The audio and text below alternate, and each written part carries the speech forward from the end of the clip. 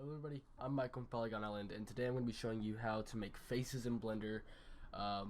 It can be pretty fast, depending on if you know what you're doing or not, but yeah, let's get right into this. So previously, making faces in Blender, especially making faces from reference, is pretty hard, because typically the way you would do it is by sculpting the face itself and then texturing it, and that can be really hard because faces have a lot of intricacies in them and a lot of little details, and especially combining that with the texture of the face, which captures most of those details, can be pretty hard to do. So there's an add-on called Facebuilder that came out recently. I think it came out a few months ago to the public, but a few bigger channels have made videos on it, but decided I'd give it a go just in case you haven't seen any of those. So basically, the first thing we're going to do is actually install the add-on. So if you just go on Google and look up Facebuilder, it's on my second monitor. Hold on, I will drag this over. If we just look up Facebuilder, it's pretty much the first link, Facebuilder Blender. Just open this link, and then just download the Facebuilder add-on. You'll get a either a zip or RAR file. I can't remember which one it is, but you'll get a file. You'll download it, and then to actually install it in Blender, you need to go up here to Edit, Preferences, Add-ons, Install, and then go wherever you downloaded it. Mine is somewhere in here. It starts with a K. It's right here. Keentools 1.58 Facebuilder for Blender.zip. And then you just click Install Add-on, and then once you do that, it will be in here. It'll be in the Add Mesh category. It'll be Keentools Facebuilder.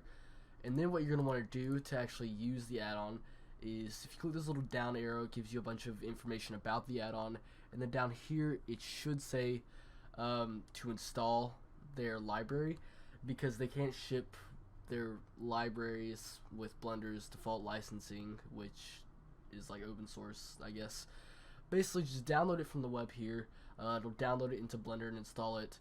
I'm pretty sure you don't have to restart it. I'm pretty sure you can just exit out of this and go and work with it. But if there's a message on here that says core libraries installed successfully, then you know you did it right. So after that, we can get started doing the actual stuff and things. So basically, how you get started is you hit Shift A and go into Mesh and add a Facebuilder head, just like you add any other normal mesh. And so it gives you this base head mesh. And so now what we're going to do is we're going to actually figure out how to build this face to something. And the way we do that is, if we go over here to the little Facebuilder tab, if you don't have this window open, you can click N on your keyboard and I'll bring it open. You can go over here to this little Facebuilder tab over here, and then over here under Views, you might not have all these tabs open, but just open Views, and then you should see frame size 1920 by 1080, and then add images. Make sure that this resolution isn't like super wacky, and make sure that the camera that the pictures were taken with had the same like settings. So if you don't have, like, for some reason, if you're taking all these photos in one bunch, I don't see why you wouldn't have the same camera settings. But if you don't have the same camera settings, it'll mess up with the alignment and stuff. But just click Add Images. I have some pictures of my face, so yeah, we're gonna find the pictures of my face, which is this one, which is the front view, I'm pretty sure. Yeah, it is. And then the other one is two side views. So just open the pictures that you have of what you need. That's the side. That's pretty much it for right now. Just find the sides, the front, top, bottom, whatever you have. I only have the front and two sides, so there will be parts of my see, that's untextured. So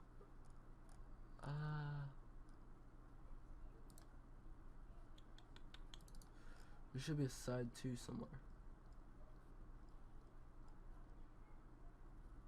Oh, is it side 3? Yes, it is. Okay, so I have my 3 images, so you can see the front, the side, and then the other side. I know I'm absolutely terrible looking. Don't bother that. I took those pictures in like 5 minutes. So if you take better pictures, you're obviously going to have a better result. Your texture is going to be cleaner. Your texture is going to be a lot more well looking once you texture it onto the face. But for now, we're just going to use these really bad pictures that I took myself. So what we're going to want to do is we're going to come over here to one of the pictures, whichever one you want to start with. I'm going to start with the front, and I advise you to start with the front because it makes the most sense. So if we just click on the front, it'll bring us to our front view, and we can see we have this wireframe view of our actual face builder head, and then we have the picture in the background of the actual picture. So the first thing that I like to line up is the nose, because that's pretty much the center of the face, and then you can add points to scale it and stuff afterward. So the way we actually add points is if we click, we add a point.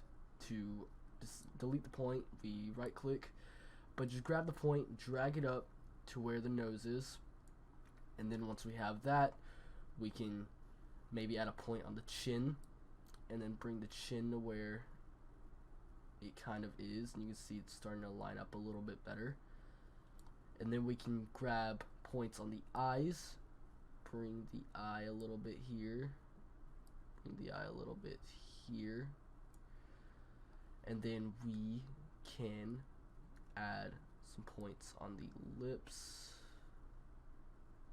kind of bring it down here, bring the top one down. So I'm probably not going to mess with the top lip yet because sometimes the points get a little bit wacky. I'm going to do the ears first, and then just bring the ears kind of like this.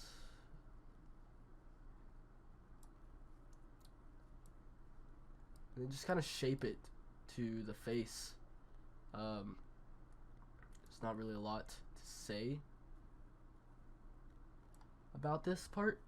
It's just basically matching the points up with your face.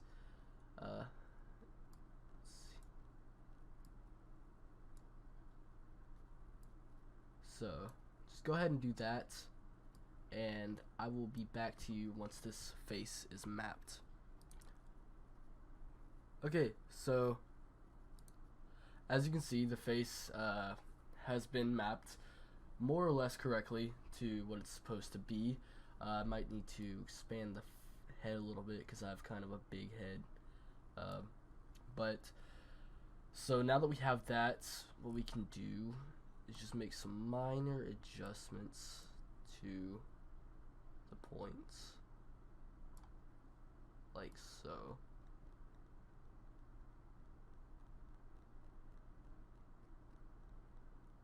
Okay, so we can see everything's pretty much more or less lined up on the front side. So now what we can do is we can go over to a side view, and then we can see we have this exact same thing. And what we're going to do now is we are going to pretty much do the exact same thing. So I'm going to grab the nose, I'm going to put the nose like right here, and then I'm going to grab an ear and kind of position the ears where they need to be.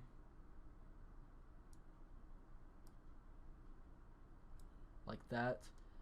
And then we can grab the chin and put the chin where it needs to be, and it should automatically snap to kind of the place where you need it to be. Not perfectly, of course, but kind of the place where you need to be. And then you can grab the forehead, bring the forehead to where it needs to be. Nose needs to be up a lot more. And this part needs to be up a lot more. And then you can map the eyes once again, and then map the lips and such, just like that. And the chin needs to be brought down a little bit more back, and then this needs to be brought back, and this needs to be lifted up a little bit like that. And so right here you can see that even though we did position the ear mostly correctly at the start, it has kind of shifted, and that's just because of the other points we moved. So if that happens, you can just either grab an existing point and pull it, or you can make a new point and pull it down to where it fits again. So we've done that. Nose needs to be adjusted a little bit more. Lips might need a little bit more adjusting.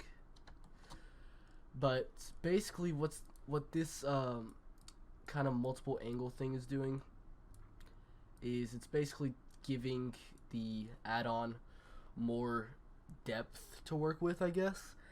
And if you only have one angle to go on, everything else is going to be super morphed and wonky because you're only positioning one side. But if you're positioning multiple different sides, you're going to have a very closer look to what your actual face looks like. Now, this isn't going to be perfect because I don't have like top, bottom, like not vertical, but like other little angles. But it'll be okay for tutorial sake. If you're doing this as an actual project, I did turn the original render of this into an actual render, so yeah, but I did have to do some fixing and stuff with it. But if you're doing this as an actual render, get as many pictures as you can from as many different angles.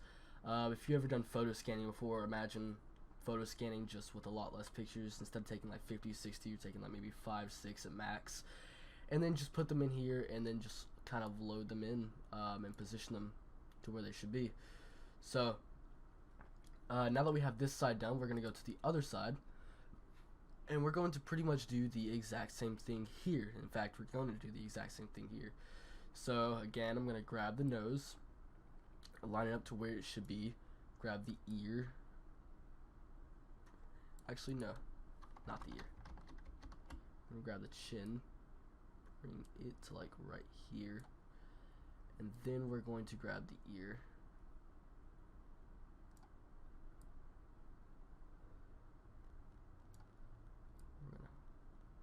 Kind of shape this ear out.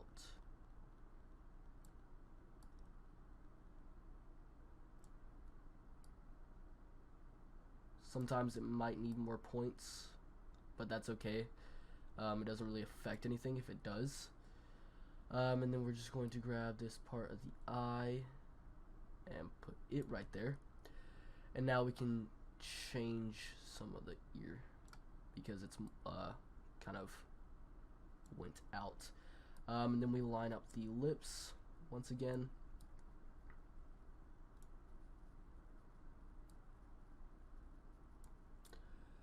And then parts of the neck right here. I think the forehead needs to come, or the head needs to come down a little bit, like that. And I think this side, for the most part, is also complete.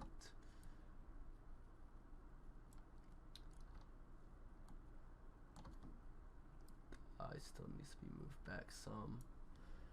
And then you can just go and look through and make sure that everything is lined up. And then once you're done with this, you can click the little front thing, and you can see that you now have your face, okay? Now, I know this looks very ugly right now, and I have a very ugly face, so yeah, I have a big forehead, so this has a big forehead. So now that we have our actual face model done, one ear is bigger than the other, and that's only because the other ear is like kind of cut off back there. I wonder if I can fix that.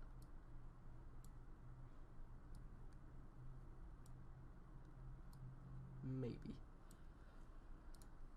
Okay, but one ear's bigger than the other. Point is, I'm an ugly person, okay? But now that we have our face, what we're going to do is we are going to texture the face. Now, the Facebuilder makes it pretty easy to texture it, and it basically uses texture projection to texture the face.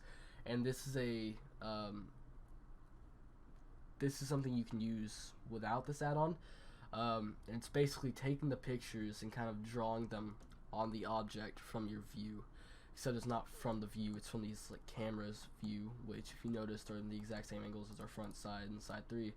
I don't know why I named it side 3, don't ask, but now that we have that, we're gonna actually texture it. So if we come down here to the very bottom, it's the very bottom tab, it says texture. Resolution, you can change to whatever you want. I'm going to change it to 1024 for right now. And if we go down here, we have all our texture settings. Equalize brightness and equalize color only work in very select situations. I advise just taking your photos in good lighting. I didn't here, so the texture in the face itself doesn't look very good, but just if you have decent lighting, it should be okay. These could either help you or really make it look bad. In my case, it really makes it look bad, so I'm not going to do that. So actually, what I'm going to do is I'm going to bring down this forehead a little bit, because I do not, because it is not supposed to be that big on the side.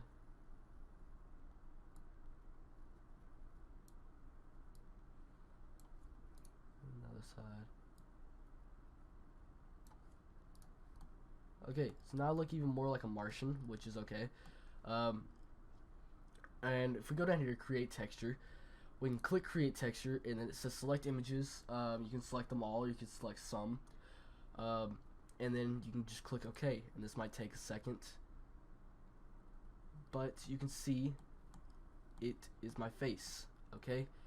But it looks like a balloon right now, and we obviously don't want a balloon face, so I'm gonna go to the front, and we can see that this needs to be brought in a little bit, and this needs to be brought in a little bit. We still have a balloon face, so what I'm gonna do about that is I'm gonna bring this in, and still have a balloon face, but it's not as bad as before. So what you can do now is you can fix some things in Sculpt Mode, and so that's what I'm going to do. Is I'm going to go into Sculpt Mode. First I'm going to hit G. I want symmetry on, and I want to kind of bring in the face to where it looks like a lot less balloon-like and a lot more human-like. So I'm just going to do that real quick.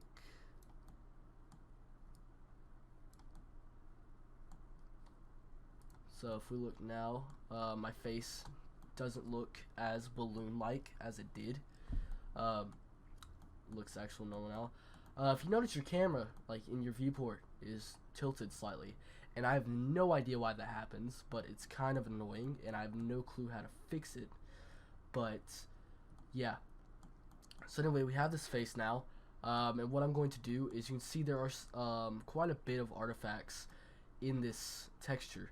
You can see it's missing textures right there. It's missing textures right here because I don't have a picture of the bottom part. It's missing textures up here because I don't have a picture of the top of my head. It's missing textures on the eye because it couldn't quite get those because of the lighting. It's missing textures behind the ear because it doesn't have anything for that. Basically, whatever it doesn't have textures for, it'll be just black.